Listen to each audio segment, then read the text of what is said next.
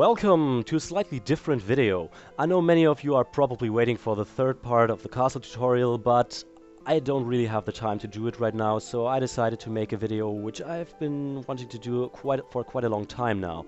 It's going to be about making a realistic looking forest, and I know many of you, or some of you, pretty much don't want to watch such videos, and those videos never get high rated or a ton of views. But I simply think that it's really important to know these kinds of things.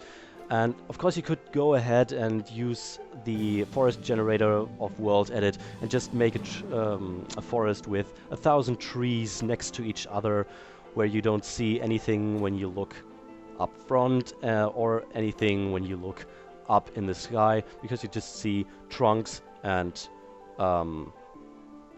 leaves, that's the name. Anyway, I'm going to get down to it right now without wasting any more time. I'm going to do the video anyway, even though if it may not get a lot of views, but yeah, it has to be done, I think. So the first thing is I always use for these kinds of forests the big trees. I placed every tree by myself, well, using World Edit of course, but yeah, every tree, every location of a tree is wanted. One really important thing is, when you're looking right here, the important thing of making a forest is to make the forest look all the same when you look in this direction, but all the times different. Because, well, that sounds, in the first place, that sounds a little bit weird, but as you can see here, what are you seeing right here? Trees, grass, ground, a bush, and a hill to the right. So that's everything you see, but that's everything you need. But the importance is to make the things look interesting and to have a big amount of variation in a forest to make it look, yeah, thrilling. I don't know. One thing is, for example, to make bushes. And not simply by, let me just demonstrate that, by taking logs and taking leaves and saying, wow, that is one incredible bush. Because it's not. So one thing you want to do is to randomize the thing, just by throwing in something like this. I don't know, doesn't look too good either, but, well, it's a small bush, let's just leave it like that. But it looks a lot better than the cripple we had before there.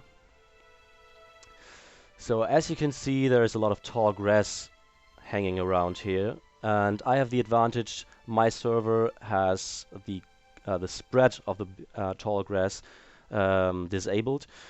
I don't know how many of you have that, but for me it's a big advantage. And as you can see, there is, for example, no grass in this region, and I wanted it to be that way, because when you're going into forest, there is not always everywhere grass. And this is just a thing which is really important as well, so don't always have grass on every block, but have, for example, like here, a small, it's not even a path, but it's just a passage where there is not so much grass. Another thing is, this path is actually made out of 3 materials: cobblestone, smooth stone, and gravel. And they all look kind of the same, they are all grayish, but yeah, using those instead of making a path out of gravel, just going straight ahead and calling this an awesome path, it's just better to do that, because this looks like it's being used not an awfully lot, but it's still a path. And another important thing is, as you can see here, there's grass growing right on the path. Why is that? Well, simply because there are not many people walking along this path here, and you can't control where the grass grows, and it will eventually cross the path. That is a really important thing, and it looks more realistic. Another basic thing is that you don't have... I wouldn't recommend using a flat surface or a flat landscape for making a forest. You have to have some hills in there, and even if they are only about 3 blocks high, like this one here. So here's one block, there's another one, and there it goes up another one. But that is a nice hill here. And on this side it goes down a little bit, then it goes up again. And this way you have a lot of variation in there. Another thing to bring in some details is to use a few trunks. So put down a log block here.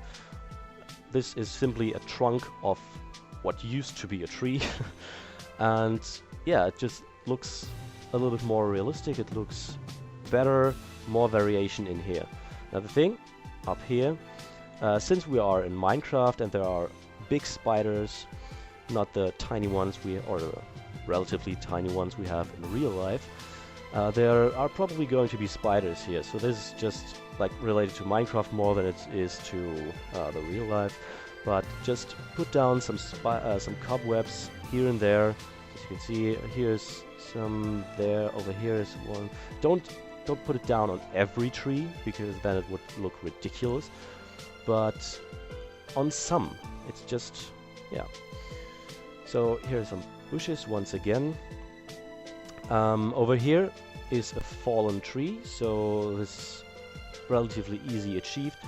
Simply a log block here, then a sideway log row, and then just throw in some leaves around the thing, just to make it look a little bit more, once again, unplanned, which is really important. By the way, referring to this topic of throwing in random stuff, JamzyBoy did a video way back, I think 3 months ago, I have no clue. But JamzyBoy did an amazing video about randomization. It was in his Whaling Town series, and he just described a really important thing about building in Minecraft, that you have to vary a lot and just throw in things randomized without planning it too much, which is a really important thing.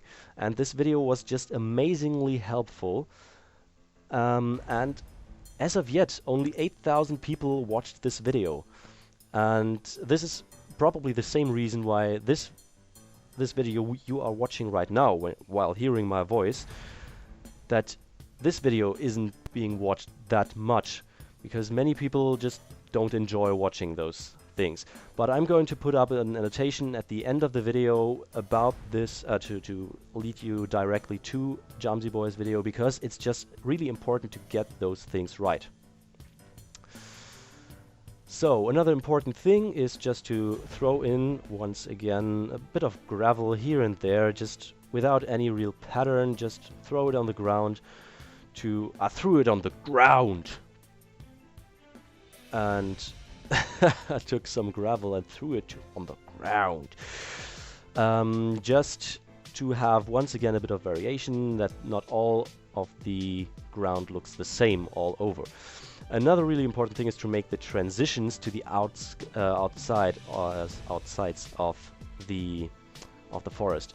So as I said, I almost always use the big trees, but to the outside I placed some smaller trees, and then in a distance to that another 3 trees here, just to make the transition not too sudden. So yeah, we have some Forever Alone trees here, and that makes the whole thing look a lot more realistic. Another thing is to make some ponds and to decorate it by using gravel here and to make a brook or whatever. Once again, don't make this too planned. And yeah, well, one of the last things I want to tell you is that you should avoid using vines in such a forest, because it's just not looking, yeah, it's looking too jungly. And another thing is, a really nice thing is, if you have transitions between biomes. Like, for example, here, this just looks amazing, even if you maybe don't like the bluish looks of the trees in the taiga biome. But it just looks a lot more realistic and, yeah, prettier. That you have more kinds of green in there. Not only green, but bluish green. Hooray for green. Anyway, that is about it. And we're just completely in time to have a beautiful sunset over the new forest I made. It's going to be a hell of a lot bigger than it is right now. But it was just to demonstrate to you what I think is important when you are building a forest. Of course, it takes a lot of time to do it that way, because for this part of the forest I think I needed 1.5 hours, I don't know, and of course it's easier to use the world edit function of forest generator. But once again, the ends justify the means. That's it. So as I said, here is the link for Jamsy Boy's video. Please just take a look at it, inhale what he is trying to tell you in this video, and well, there's nothing left to say for me, but After Madness 64, and as always, please rate, comment, subscribe, do as you will, and I hopefully will see you next time. Bye bye.